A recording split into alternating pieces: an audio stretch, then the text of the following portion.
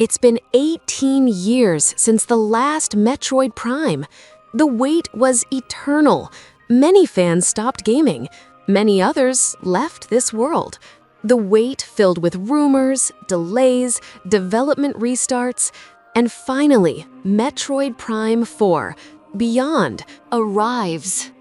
The inevitable question is, was it worth it? Welcome to Glitch House. This is Metroid Prime 4, Beyond. The critics have spoken. Metacritic scores it at 80 points. Sounds decent, but when you compare it to the original trilogy, the blow hits hard. Prime 1 has 97, Prime 2 has 92, Prime 3 has 90, Prime 4 plummets to 80, barely 1 point above the franchise's stumbles, Other M and Prime Pinball.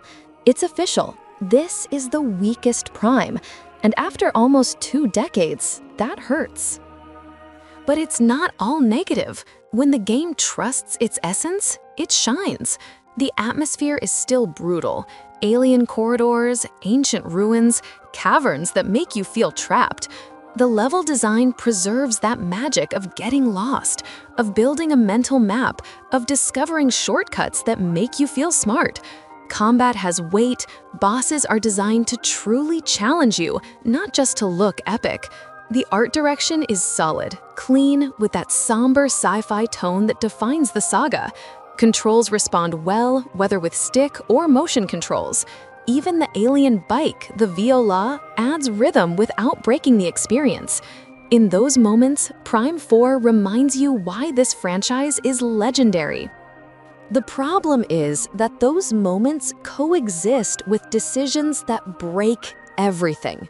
The central hub, that open desert connecting the zones, feels empty, repetitive, poorly designed.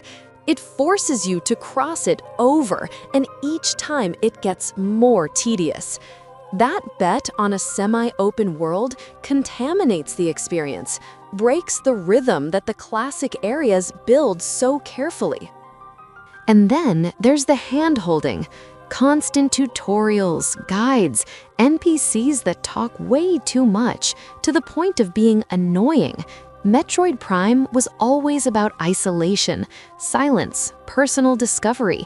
Here, the game insists on explaining everything excessively and, we repeat, annoyingly to a certain point, as if they didn't trust that players could figure it out themselves. Samus is no longer alone. There are voices around that interrupt the immersion too much, something characteristic of the original trilogy. The narrative doesn't land either. Sylux, the antagonist who'd been hyped for years, appears and disappears without real weight.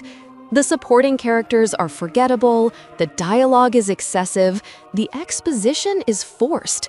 The new psychic powers divide opinions. Some see them as innovation, others as a clumsy addition. The reality is they feel shoehorned in, more like an obligation of we gotta innovate something than an organic evolution of the formula. In terms of length, we're talking about 10 to 20 hours, depending on your style.